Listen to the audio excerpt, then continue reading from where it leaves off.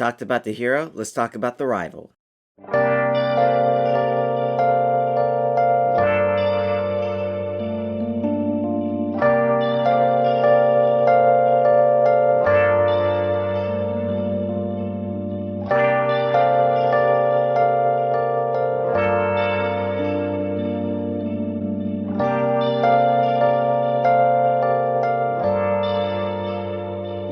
So Shadow the Hedgehog, my favorite Sonic character, which is kind of a trend for me. I always prefer the rival over the main character. I prefer Kaiba over Yugi, Bakugo over Deku, Edgeworth over Phoenix, Ken over Ryu, Satsuki over Ryuko, Riku over Sora, Virgil over Dante, Vegeta over... No, I still prefer Goku, and Shadow over Sonic. I may have a problem that I refuse to change.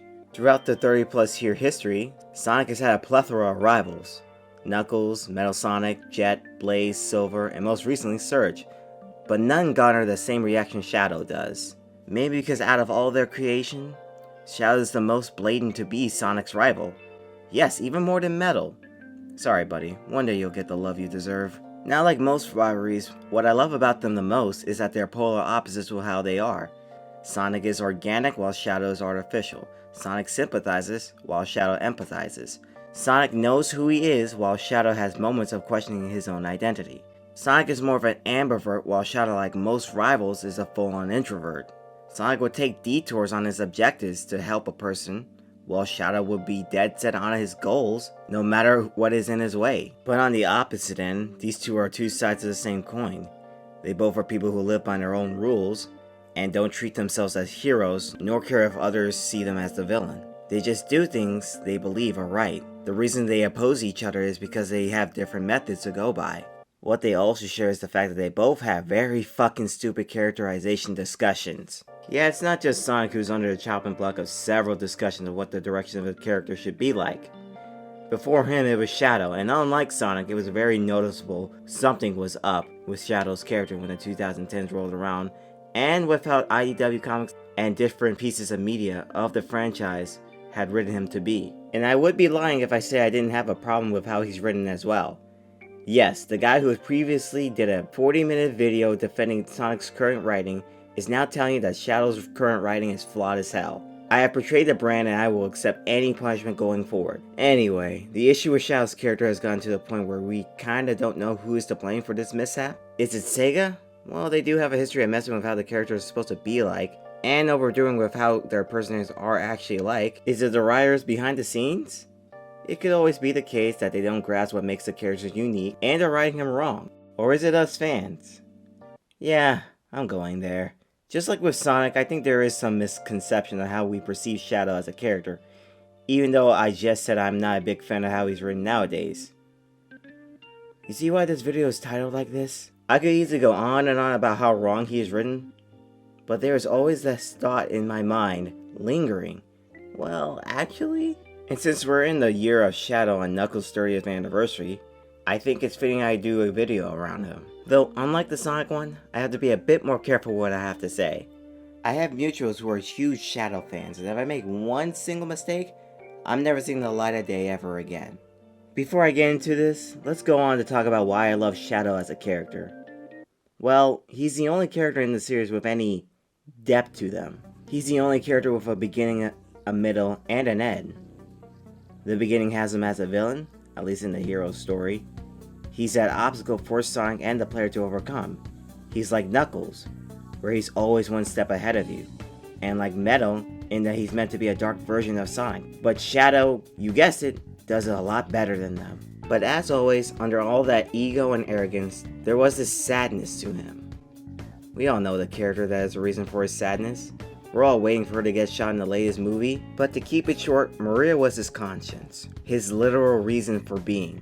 And when she was killed, it drove him to revenge, mixed with Gerald messing with his mind. And through the words of Amy, in one of her only good moments in the series, he realized the true wish she wanted for the Earth, and worked together with Sonic to save the world at the cost of his own life. What I love about SA2 Shadow is that even though he's fully motivated to destroy the planet, there's always that quirk to him that makes him such an interesting character. Like, I don't know if this is an unpopular opinion, but I don't believe that Gerald had full control of his mind and actions because there are instances where that's not the case. Like in the scene where he makes a decision to save Rouge before Prison Island explodes is his own actions, not Gerald's programming. When confronted by the fact that his memories may not be real, he doesn't care, and that it's still him. That's not programming talking, that's him. This to me is a taste of what his character can be like. He has some agency in his action, just not fully at the moment. What I also love is his relationship with Sonic. At first he saw him nothing more than a person inferior to him, as he prided himself as the ultimate life form, and seeing this nobody calling him an imposter would send him off a little. However, over time Shadow sees Sonic's worth and gains some semblance of respect for Sonic, and in return, Sonic shows some respect by the end of the game. It's subtle but effective for the two main characters of the game, which is why SA2 remains the king of Sonic stories to this day.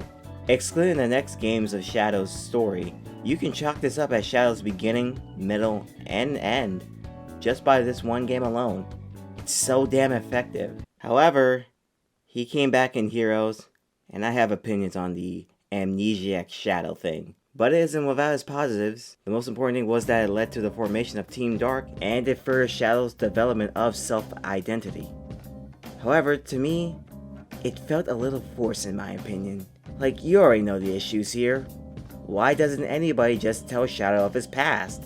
Literally the same people who were present in the last story of SA2 were revealed the truth of who Shadow was, but never once opened their mouth to tell Shadow the truth. Especially Rouge, who was very close to Shadow during the game, and has shown that she was worried for Shadow throughout their game upon witnessing a Shadow android, but again, she never opened her mouth.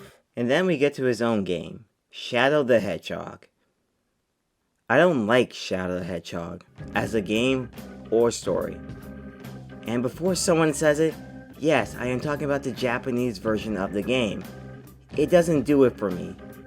I understand the multiple routes and endings is an interesting feature for the game to use, and it makes sense because Shadow is a character trying to look for his own identity, and having characters tell him what he should be, whether it's Sonic or the villain of the game Black Doom, whether he's a hero or a villain. That's fantastic on paper. Keyword on paper. Shadow the Hedgehog has a good beginning and a terrific end, but the middle part of the story is where the problem lies. Don't get me wrong, the multiple routes is an interesting take, but instead of taking the more obvious route of a good, evil, and last story, it took the more creative route and gives you any route possible. It leaves no stone unturned, and makes you really see that Shadow can take any route on his path to finding his identity. And I would be okay with that if the stories and ending of them were any good to talk about. Don't get me wrong, sequences like Shadow revisiting Prison Island after the aftermath of its explosion, and him having to live through the Raid of the Ark all over again are great. But the end result of some of these things are just so silly. Like, you have the usual, I'm gonna save the world, and I'm gonna destroy the world. But then there's just laughable stuff like, I'm just a test subject gone wrong. And then there's, now that I defeated you, Sonic, I will be the strongest hedgehog. I'm like, what are you, Vegeta? No, not yet. We're not there yet. My point is, while the premise of Shadow's story is great, the execution of it leaves a lot to desire. However, like I said before, these routes and their endings are important even if they're non-canon. They represent the path Shadow could have taken if he listened to what people wanted him to be, and that's why the last story is perfect, because it's Shadow downright rejecting it all. He hates his past, and wants nothing to do with it. He starts thinking for himself, and from here on creates his own identity, even if it means not solely living for Maria's wish. And then, we finally get to his arc in Sonic 06, which to some holds the best portrayal of Shadow as a character, and I genuinely see why. Shadow at this point feels like a made character. He's pragmatic, he's always in control. He feels like the main character of this Sonic game, which is actually sad when you think about it. But I digress. You can tell that this Shadow has come a long way. He's no longer easily manipulated by anyone, and the story shows. Even when it's revealed that the world may one day betray him, he shows a bit of shock, but he never once second guesses who he is and what he does. I also love that his campaign shows how much of a great dynamic Team Dark are. From a group of people who are only working together for their own goals to a complete unit that has such a great level of trust for one another. Shadow. もし世界のすべてがあんたの敵に回ったとしても、私はあんたの味方につくわ。覚えておいて。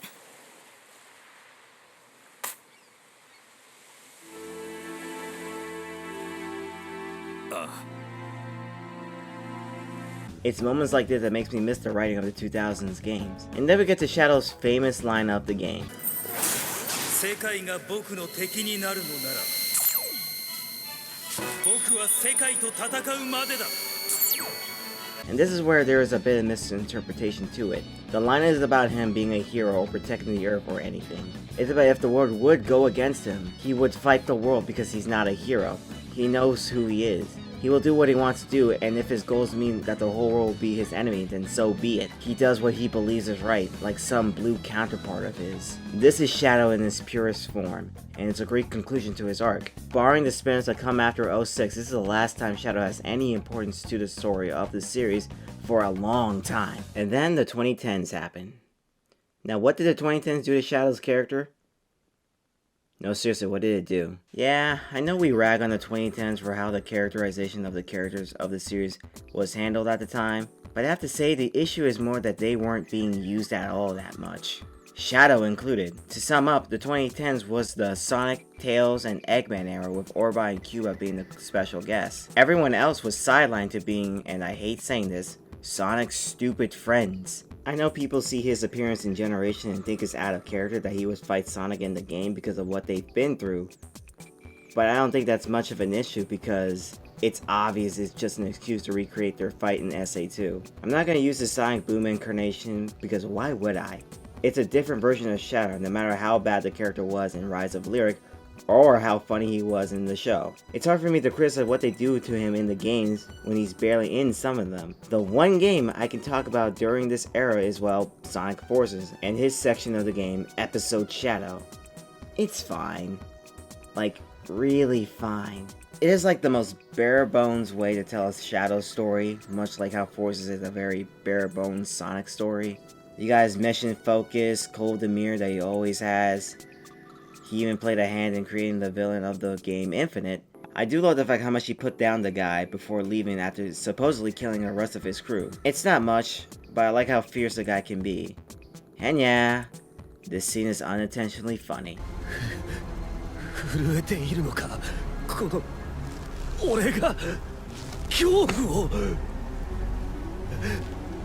け犬、この俺が弱者だと。違う、俺は弱くなんかない。俺は弱くない。俺は弱くない。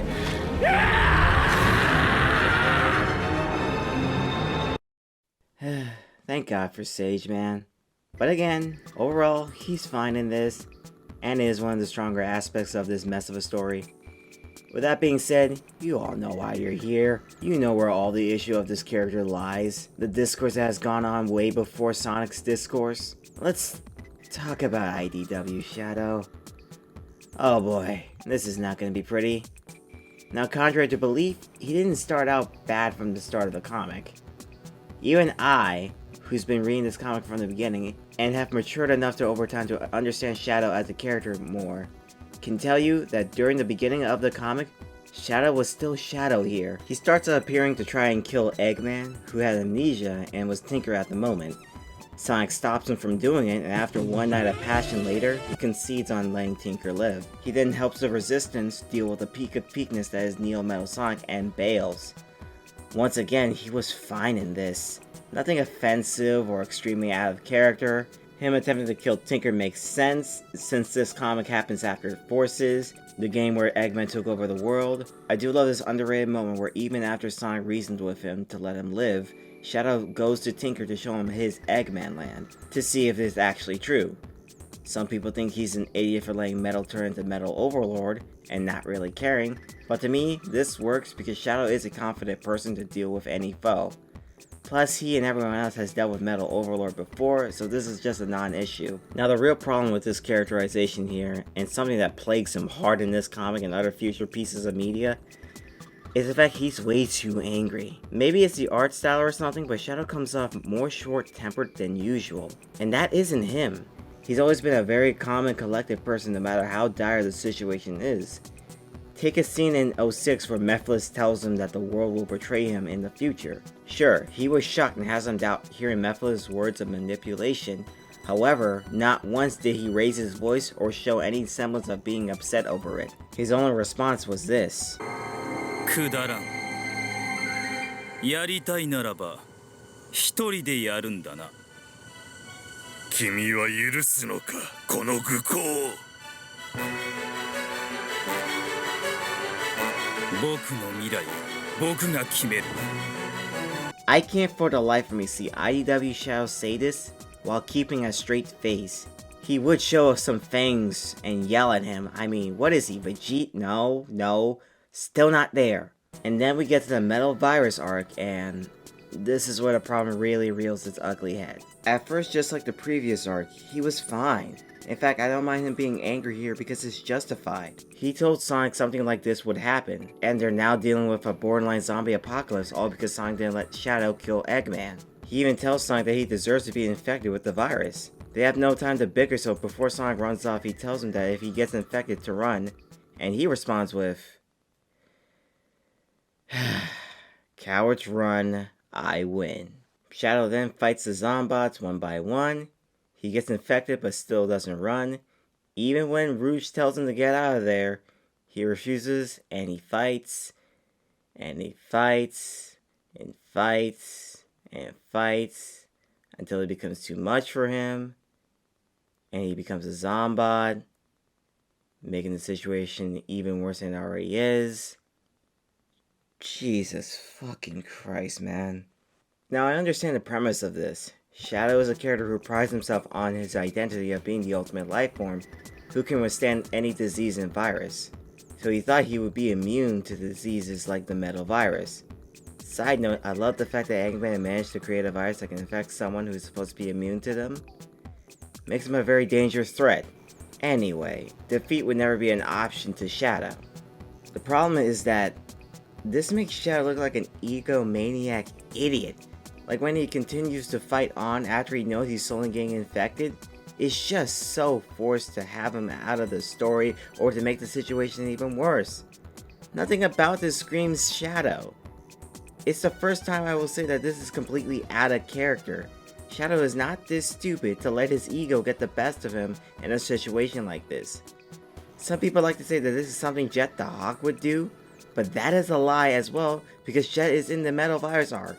And his reasoning for staying and fighting the Zombots was infinitely more noble than blah blah my sin, my hedgehog pride. And the worst part about all this is the fact Shadow took an L. Like a really bad L. It's something that we're not used to outside, say, if he's going up against someone like Sonic. Shadow is a very versatile character, and a downright OP character. He's got the Chaos Spear, Chaos Blast, he can use Chaos Control with or without an Emerald, and then there's him removing his inhibitor rings, and I'm supposed to believe him and Sonic are of equal strength? What does that say about Sonic? God, what does that say about Shadow? Questions for later, but anyway, my point is that it hurts Shadow's character. Badly. Even after all these years, we're still going back to this one particular moment. They took Shadow's character and made him into Vegeta. Let's just get this part over with. Now the Sonic franchise is a series that wears its inspirations on its sleeve. From Mario, to Godzilla, to Star Wars, to Lupin, to Miyazaki, to Bill Clinton. I'm not joking, look it up. And most recently, Evangelion. However, Dragon Ball is the most blatant one of them all.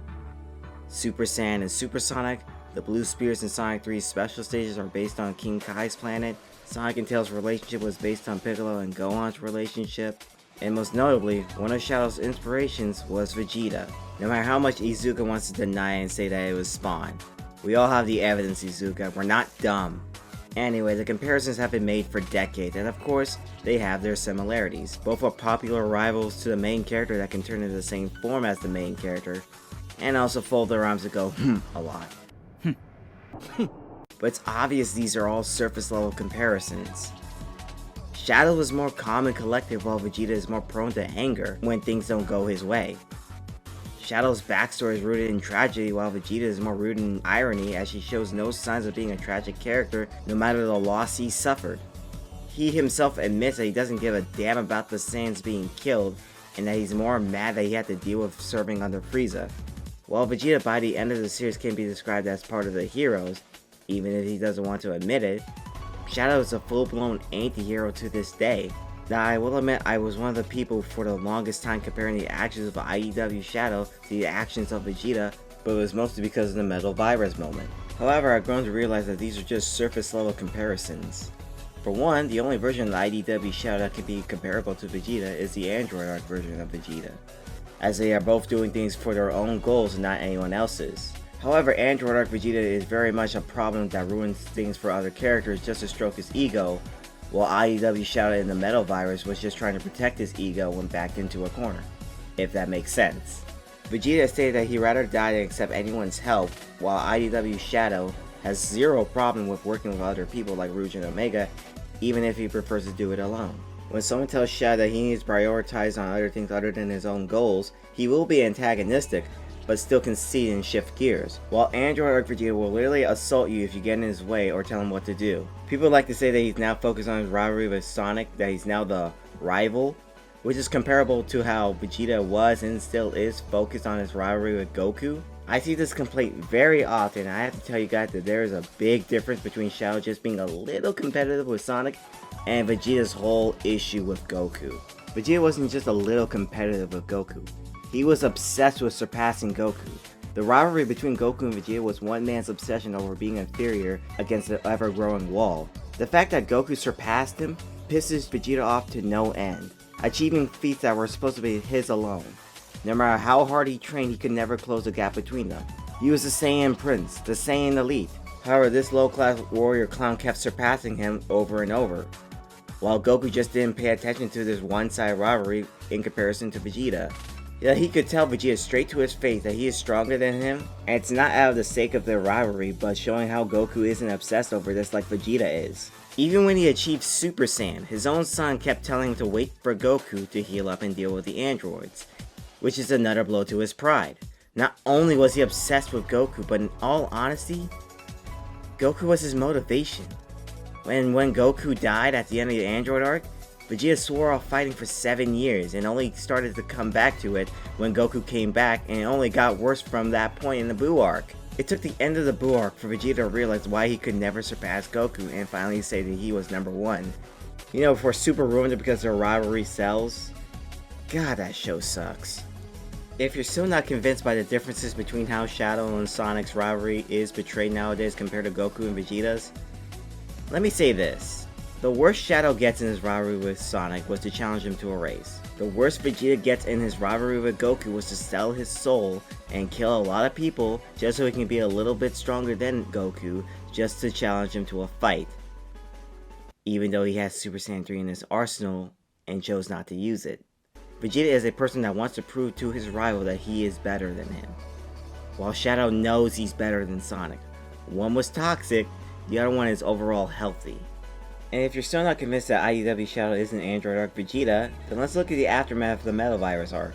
Call it course correcting or the writers trying to point out their mistake, but this scene is one of the best IDW Shadow moments, man. Shadow is upset over his actions that got him turned, but in the end, he realizes his mistake and says he owes Sonic after he disappeared. This shows growth. This shows Shadow has respect for Sonic to know that he was right in the end, and wants to make up to him. Here's how Vegeta handles taking an L. God damn it! In any case, this scene could have been salvaged. The original version of this was a bit different. As he and Flynn described it, the end results would have been the same, really. The whole idea of his fight in the Metal Virus arc was the arrogance getting him overwhelmed. The original idea being that removing his inhibitor rings and letting out all of his energy would be enough to burn off the virus for a time, and, you know, ultimate life form, haha, I've got it beat, until it encroaches faster than he can burn it off. And at the moment that he realizes, oh wait, I've made a mistake, he's turned. So ultimately, he's supposed to be a victim of his hubris. The execution would have been different, but it would have come to the same end. Shadow was always going to turn, but the fact that he uses inhibitor rings to try to burn it off, only for it to backfire and get turned immediately after, is way more effective than whatever the hell this was. It doesn't show Shadow being overly arrogant that he can deal with the metal virus, but him underestimating how bad the virus actually was, while his arrogance was his undoing. This feels like a genuine mistake on his part, and not him being so damn stupid. However, that was rejected by Sega at the last minute, and they rushed out that crappy moment that we have been dealing with for 5 years. Which makes me think why they didn't just tell Ian not to have Shadow become a Zombot, since they're so protective of him. But I digress. And this right here started the dreaded conversation of the M word. Ah man, I just got done going into a long tangent. Fine. Now, mandates or guidelines have always been a thing in most media. It's there to protect the IP. Sonic is no different, but from what I witnessed, it's very touch and go. Like, the classic characters aren't allowed to talk in the games, but in the comics, they can talk all the time. Also, mandates or guidelines can be a problem if how a character progresses in their story. Take Spider-Man in the comics, for example, where for some reason Peter Parker and Mary Jane can never be in a healthy relationship, and there always gotta be unnecessary roadblocks in the form of stupid characters. While every other version of the IP has the two characters being in a relationship no problems whatsoever. These guidelines for Shadow are the most talked about when it comes to his characters because, as Ian stated, he's the one with the most guidelines to follow. One side of the fandom sees this as Sega harming Shadow's character and regressing him from how he was in SA2, which was very antagonistic, which I will get into later. But there's another part of the fandom that sees these mandates and... Look, I defend Ian Flynn a lot. I admit that. To me, he's been getting a very bad rep for a while now. Whether it's in IDW or Frontiers, I feel that the switch up on him is a bit crazy. The guy went from having a hashtag for him to write the games, to getting death threats over stuff that is not his fault.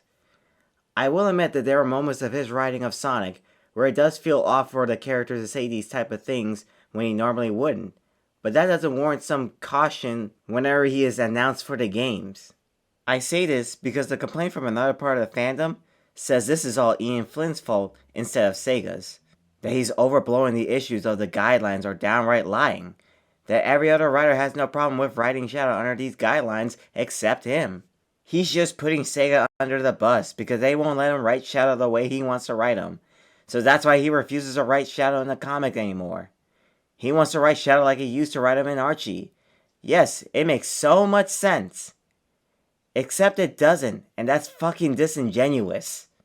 1. We don't know what goes on behind the writing process of the comics. 2. Ian Flynn has made it very apparent that he has some blame on how Shadow was written in the Metal Virus arc. I would show you a clip, but finding a clip on a Bumblecast episode is more difficult than you think, since it's a daily podcast. I have no time to search every single episode for one short clip. Believe me, I tried. The best I can tell you is that his co-host said that this was his slap moment. Take it as you will. 3. Ian Flynn is not the only one that has talked about the issues with the guidelines on Shadow.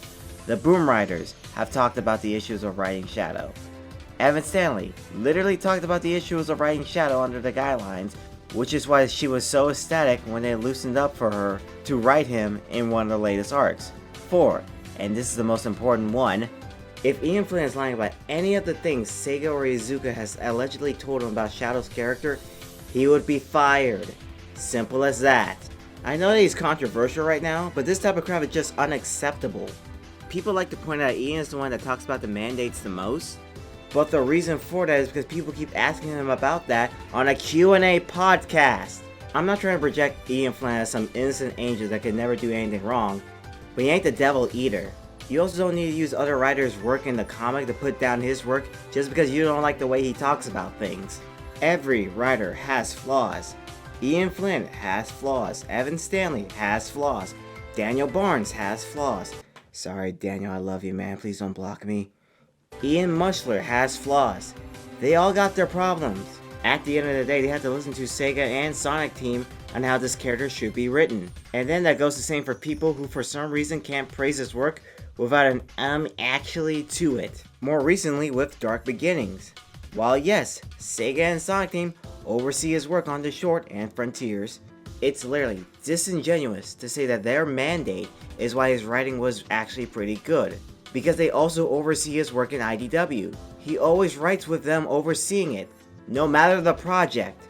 Plus, even if they oversee his work, he is still the writer of it. That's very much an important task that simply overseeing his work can do so much. It cannot be that hard to give the guy credit where it's due. Like, the Dragon Ball Super manga is written and drawn by Toyotaro, with Toriyama overseeing it. Now, while Toyotaro's writing is heavily flawed, whenever he does write something I deem very good in the manga, I'm not gonna be all, oh well, Toriyama is there overseeing it, so that's why it's good. No! I will praise Toyotaro's work because it is his work. He wrote it. His writing is what makes a scene work very well.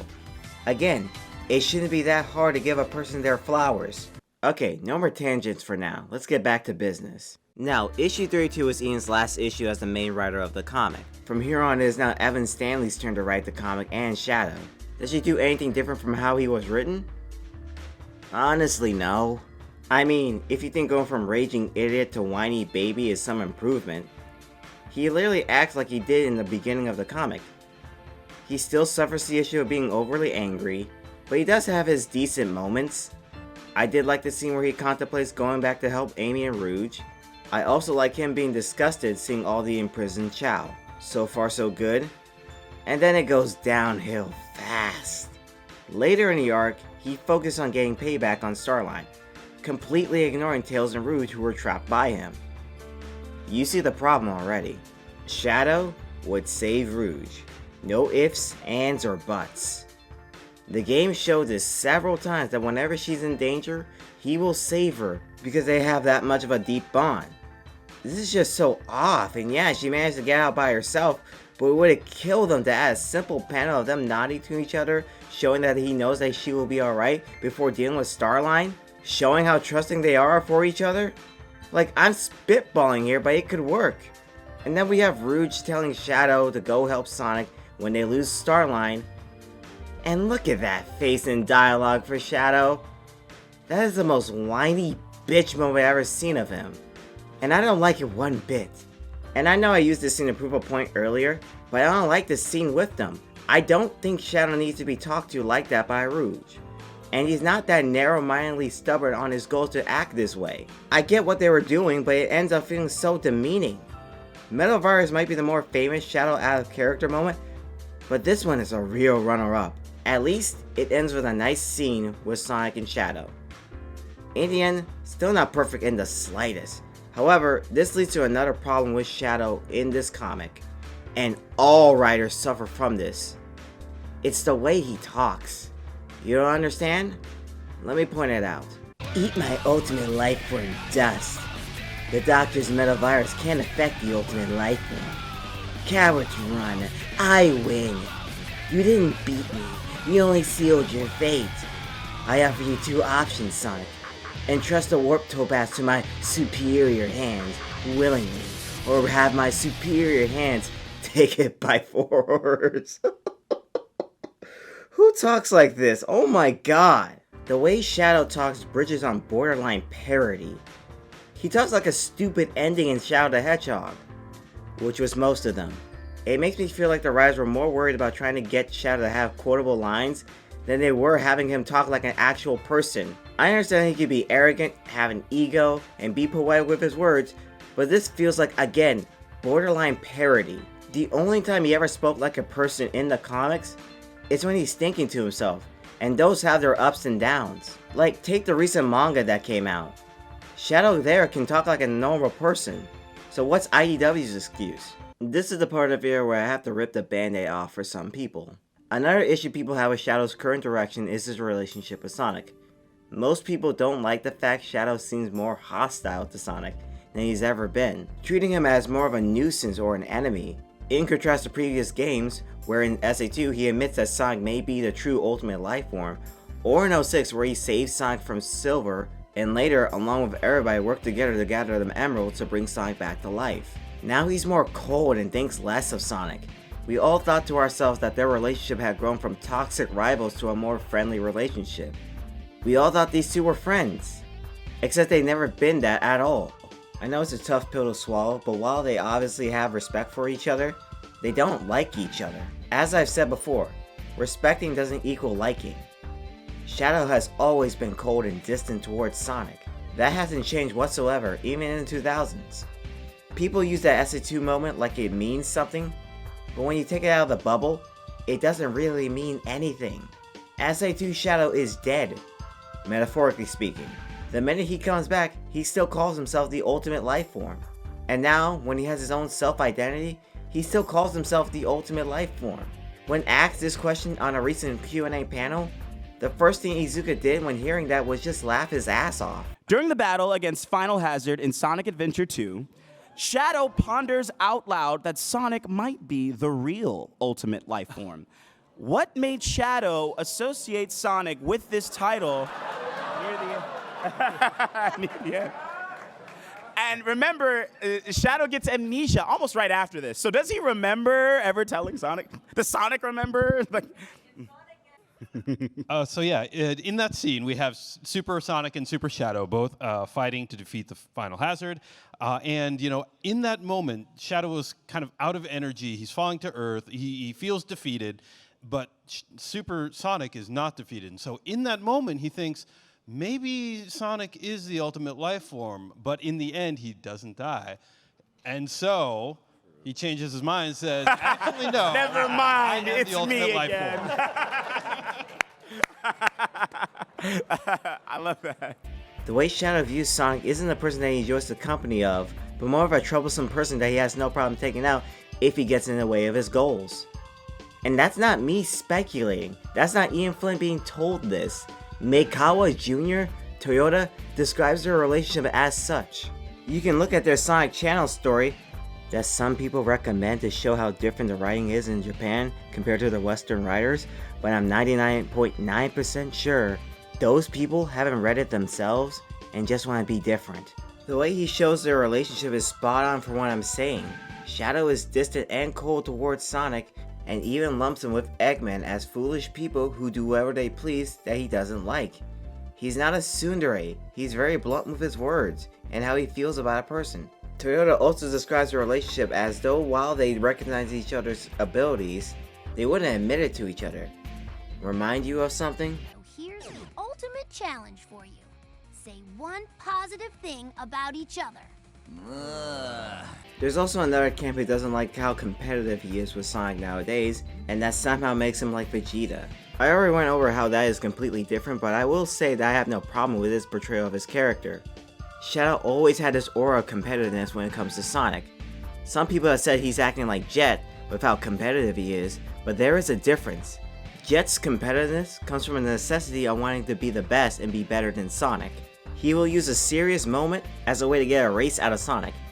Modern Shadow hasn't done that at all. Modern Shadow wouldn't wish on a star so that he can beat Sonic. Jet is like Vegeta, where he strives to be better than his rival, while Shadow knows he's better than his rival. If you really think Shadow being a little bit competitive with Sonic makes him Jet, then Knuckles is Jet, Metal Sonic is Jet, Eggman is Jet.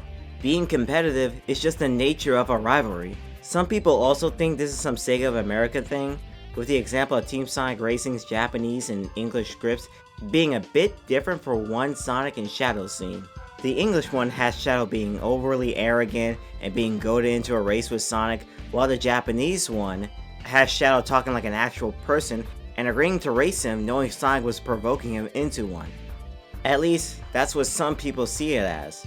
To me, just because Shadow knows he's being goaded into a race by Sonic doesn't mean he's not competitive since, he still doesn't anyway. It's basically... The funny thing is, I know you're playing me, but you're right.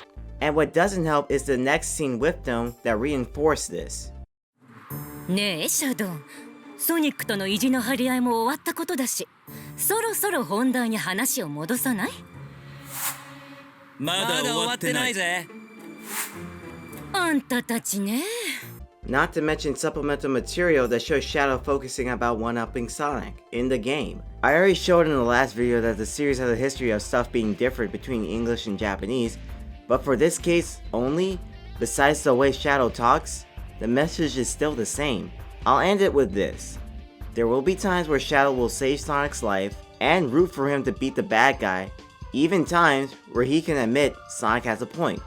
But there are times where he will be cold to him and threaten to kill him if he gets in his way, and show him why he's superior to him. And I like that about their relationship. It keeps it fresh.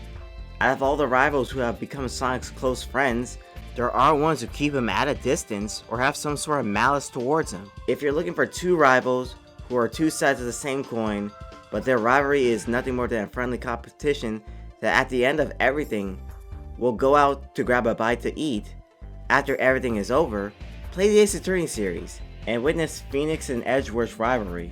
And then we get to another Band-Aid rip-off moment of the fact that Shadow is supposedly portrayed as being too mean? Guys, Shadow's a dick. And I'm okay with that. If there was one of those Sonic Station Q&As and Rouge was on there and she was asked if Shadow was mean, she'd say yes in a heartbeat. Like I said, Shadow isn't a tsundere. He's blunt with his words and sometimes his words can come off as rude and cold. He doesn't sugarcoat things, and his goal-oriented methods will always be questionable to some people in the cast. Toyota himself described that his methods will sometimes make him an enemy against Sonic and the others. He's not a hero like Sonic. He simply does things because, like Toyota has written for him, he doesn't like people doing foolish things on the planet. Iizuka recently has spoken about wanting to show how Shadow's more anti-hero-like nature in the future. People see this as regressing his character, but it really isn't. You look at Sonic Battle and he starts out the game trying to destroy Emerald and threatens to kill Sonic when he refuses to hand him over.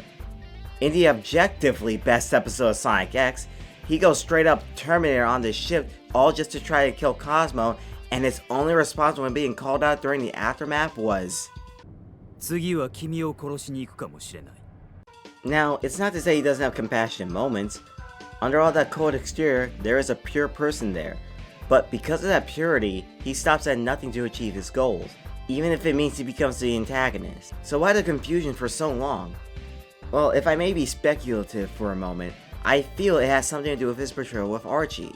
Shadow there is more kind and friendly than he usually is, especially with his relationship with Sonic. I'm not saying this is a bad portrayal because he isn't canon Shadow, but he isn't canon Shadow. He's an interpretation of Shadow who went through different experiences from canon Shadow. I don't have the knowledge of Archie to make an opinion on this version, though making him a tyrannical overlord was fucking stupid. But I can understand why people gravitate to this version and would want him to be canon Shadow. I come off as someone who had the same opinion people have now years ago, but I've grown to understand the fact that Shadow isn't a hero. He and Sonic aren't friends, and he can be a jerk sometimes. Now I do understand where people are coming from when it comes to these personal notes Ian says that Sega has told him about Shadow's characters. That does feel contradictory with how the game's presented him. Like him having no friends when people like Rouge and Omega are pretty close to him more than anyone else in the series. Even I have a hard time buying that, especially when it comes to his relationship with Rouge. I ain't trying to come off as some shipper or anything, but I do find Rouge and Shadow having an interesting dynamic. They both come off as people with their own selfish goals that they will do whatever it takes to achieve, but not once does it ever seem that the two don't care for each other. Rouge may be a selfish jewel thief, but with Shadow, she's always shown to feel bad for him or worry about his well-being or will help him with anything that he needs to do. With Shadow, yes, he is cold to her, but he never treats her like a nuisance like he would, say, Sonic. He doesn't mind her being around him. He's willing to express himself for only her to know about, even at his moments of weakness. When you look at Sonic Battle, there's a scene where he's knocked out and Rouge carries him to safety. He remembers a lot of things from his past, and one of them was a scene from Sonic Heroes where she forms Team Dark. Why would he remember that? What's so important about that moment? Maybe it's to show that Shadow admires Rouge as a person. This may not be much, or I could be wrong and someone can correct me later, but from my research alone, Rouge is the only person Shadow has ever said thank you to. Someone as prideful as Shadow doing that much for someone as selfish as Rouge goes a long way. It shows that this relationship is built on trust and understanding. This is why I have such a problem with how that scene was portrayed in IDW. They don't bicker like this. They don't need to talk down to one another like that because their level of understanding should shine brightest in situations like these. To sum it up, these two have the best dynamic in the series bar none. I can see where Sega is coming from, where they want to make the relationship special in a way that's hard to describe, but there's no better way to describe it than just they're friends. However, I genuinely understand where they are coming from when they say Shadow doesn't have any friends, because he had a friend, but she's been gone for a very long time, which leads to another tangent about the other M word.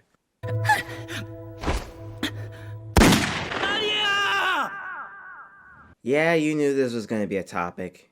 You can't really talk about Shadow without mentioning her at least once. She's literally the most important thing about Shadow and his existence. She's what made him an interesting character instead of just another rival.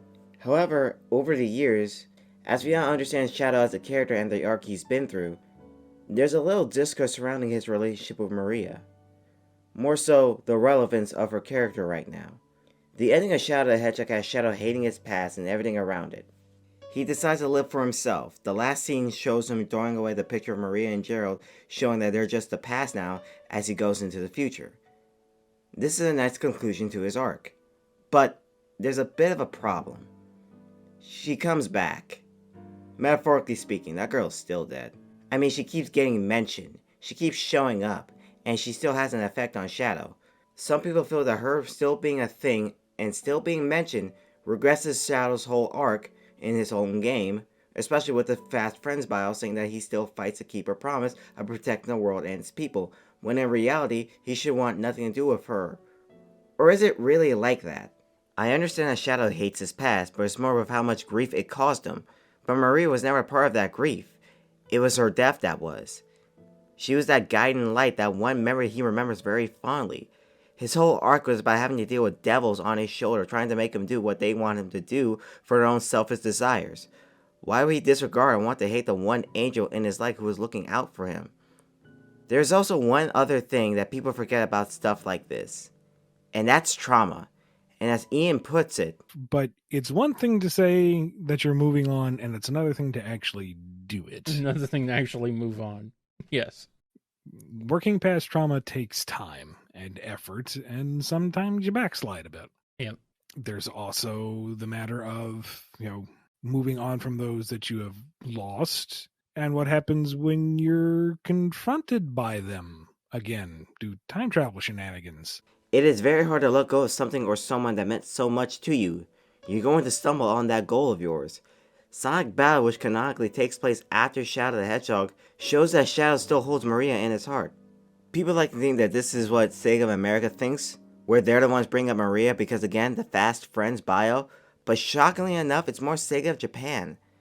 They're the ones pushing Maria, and her still being important to Shadow's character to this day, through art, through the Sonic Channel stories, and even Iizuka, the writer of Shadow the Hedgehog, when being interviewed recently, still says Shadow fights to keep his promise to Maria.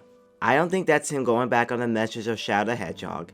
I think it's more people really looking way too deep into the whole ending of it. Hell, Shiro Maikawa, who's basically Shadow's dad, says that if he were to write Shadow after the events of 06, he'd rip off Zero from Mega Man X and have Shadow show up when needed to protect the promise that he made to Maria.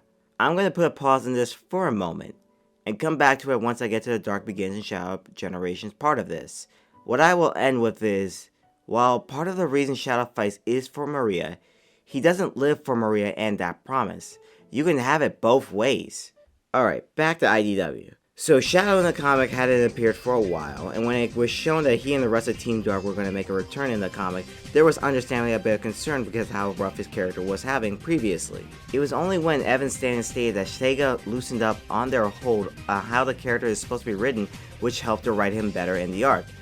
But is Shadow better written in this arc compared to the previous ones? Actually, yes. For the most part. He doesn't seem overly angry like he used to be.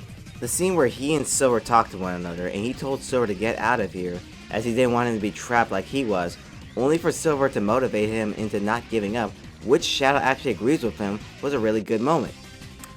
Holy shit, Silver actually has a good moment. That's very rare. His dialogue has improved, but I still feel that it has some issues of not letting Shadow talk like an actual person, like, "Please, these cheap copies don't deserve to wear my face. Hardly. These are just cheap copies created by the Doctor. You'll pay dearly for this insult." And maybe this is a critique, or maybe it isn't. because it does make sense for why it happened, like other times. But I feel this is a running trend when it comes to Shadow in his appearances in IDW. He gets taken out of action a lot in this book. He gets turned into a Zombath, knocked out by Starline, and gets trapped in this arc. Now, they all have their reasons, his own hubris, not knowing that Starline has the strength of Knuckles, and dealing with the after effects of the corrupted emeralds. It just feels like the story needs Shadow out of the picture, or the arc will be over very soon. Which, if that is true, feels like a poor way to handle his character. Anyway, Shadow is free, and with a couple Chaos controls, the day is saved. This is Shadow's best appearance in IDW, which isn't saying much, sadly. It's good, but again, it's not perfect. They are getting there though. And I'm done with the IDW stories containing Shadow. To sum it up, I don't know if it's Sega or the writers, but he needs to be taken proper care of in this comic. I can finally get to Dark Beginnings in Generations. Wait, what? There's something I missed? I'm done most of the important games, so what else is there? Oh, right. That's technically canon. Damn it, Iizuka. Well, the Sonic Prime portrayal of him was, well, fine. Just fine. I like that he talks like an actual person, unlike the comics. I like that he's more pragmatic in trying to restore Green Hill back to what it was, that he will fight Sonic so that he can do it himself, because he is reckless. With that being said, I think we're overpraising this portrayal a bit too much. Like, I feel that this Shadow is deemed so good because he's being paired with a Sonic that's not really Sonic. He's more like Ben 10 than Sonic. Again, this Shadow was fine. There was nothing to really work with his portrayal due to how bare bones and so disconnected Prime was. Not a bad version, but not a version that's really important to this whole discussion. Now, I get the Dark Beginnings. This shit is gas. The animation is great, the story around it is great, the mention the fact that half the moon is gone. I mean, seriously, Sega, now you want to be all consistent with your continuity? Kirk Thornton has improved dramatically as Shadow. It's crazy how much he locked in when he understood what the character was all about. Maria, I'm fine. It's just... the professor created me using alien DNA. The Black Arms, he called them. The same DNA as this larva. This ugly, heartless creature. I may look like a hedgehog, but I'm really no different than this thing. Shadow in this is so much better than he has ever been in literally a decade. Even when he spouts out nonsense that Ian Flynn usually does with his character, there's no arrogance in the tone. More confidence, which is very much a welcome. Gun is not my enemy tonight. Just an obstacle in my way. Team Dark is back and they are better than ever. Even having him save Rouge for a split second. It's so good. I also love Maria in this, and Generations. Sure, she is portrayed as the usual light in Shadow's life. The one that will always bring Shadow back from that dark place in his heart. But what I love is that it shows that Shadow is like that for Maria as well. She was lonely on the arc during the day she had to be there because of her illness, and it was only when Shadow was created that she never felt that way again. The two complement each other very well, and I'm starting to think there's another difference between Sonic and Shadow. Sonic changes people for the better, to be their best version, but Shadow needs someone like Maria to be the best version of himself. She's an idea. She represents the good in humanity, a humanity that Shadow himself feels rather indifferent to as of this day. And with a franchise with a fan base that hyper-fixates on characters being ideas and metaphors and all that sentimental symbolistic crap, this is one of them that I have no problems with. Besides Eggman, Maria in my opinion is the best human character in the series. And seeing the track record of how human characters have been in the franchise, it's a very hit or miss statement. What I like from these shorts is that it builds off from Shadow the Hedgehog and his humans, most notably the Gun Commander or Abraham Tower as he is now given. Him realizing his actions in that game were wrong and misguided due to his hatred of Shadow that plagued him even as a kid. He returns to save Shadow, and I just love that because it shows what the president said in the ending meant something. That we can admit our flaws in the past but not let them dictate what we become in the future. We can grow. We have to, for the sake of the people we care about. God damn, this is genuinely great writing.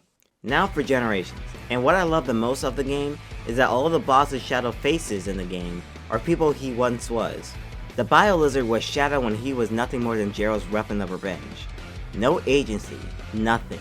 Which is why Shadow feels a bit empathetic over his big brother compared to how he was in SA2, where he treated him nothing more than an ugly prototype of the real deal. You tortured soul. I will end your suffering. Stop struggling. You cling to a cruel fate. Metal Sonic is a being with no identity like Shadow once was, to the point where he has to leech out someone else's, through mannerisms and the words they say. Say something, you fake hedgehog! To defeat me! Accept your fate, fake hedgehog! Which is why Shadow puts him down by telling him how foolish it was for him to ever think he can replace the real deal. If that's all you've got, you're no match for Sonic, much less me. Mephiles is a different topic. He doesn't really have an eternal connection to anything Shadow once was. And more importantly, due to the events of 06 never happening, Shadow doesn't even remember him. Until I heard his last line.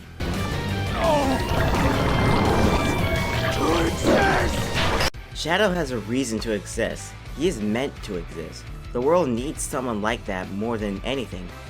Mephiles isn't needed.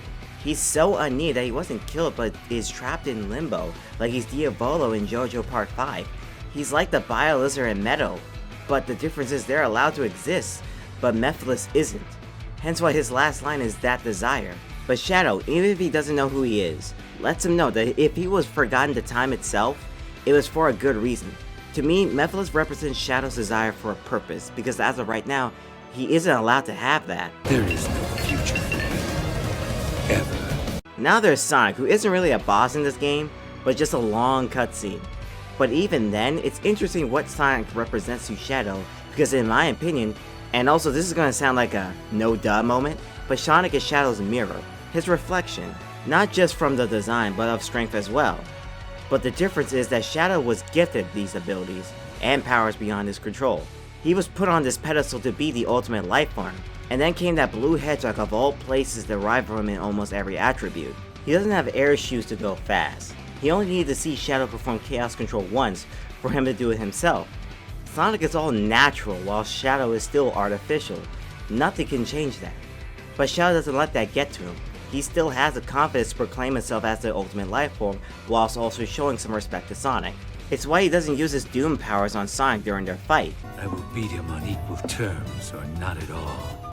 And then there's Black Doom, who represents everything Shadow doesn't want to be, a weapon. All of Shadow's fears comes from Black Doom because of how easily he can get under his skin and how easily he can be converted into the very thing Shadow despises. It was only with Maria where he snapped out of it, which leads to Maria, who represents everything Shadow can be, who Shadow wants to be, but in the end, he chooses to be himself. It's why in the Devil Doom fight, his last words aren't just to him, but to sort of Maria herself. He will carry her wish, but he will also live for himself. Shadow the Hedgehog. This is the destiny I choose. And then there's the ending, which, man, it kills me every time. Shadow once again having to say goodbye to both Maria and Gerald. Knowing the fates they're going to suffer is gut-wrenching. But once again, Maria's there to comfort him, knowing that she'll always be with him. It's just so... God damn it, Sega. This is the second time in this decade you made me almost tear up. Great story to a great game. And that's about it. Jesus, what a roller coaster. I didn't even think this would be longer than the Sonic one. Shadow had a lot of problems and misconceptions to him that were either lost in translation or just misinterpreted in a fandom that misinterprets a lot of things. But like I said in the ending of that Sonic video, also can be applied to Shadow. He's improving. He's getting better. He's getting to where Shadow used to be. I can't be more happy enough for that. As I said in the beginning, he is my favorite character in the series. A lot of tropes that I love in a character can be drawn back to him. So I'm glad, so glad he's back. I am actually not scared anymore of what the future holds for him or this franchise to begin with. It's finally fun to be a Sonic fan. I have full confidence that the movie will do him justice as well. Man, I'm on a roll with these character analysis videos. I think I got one more in me. Who's next? Knuckles? Maybe. There is that issue with his relationship with the Master Emerald. Eggman? Nah, the only thing controversial about him is the voice behind him. Silver?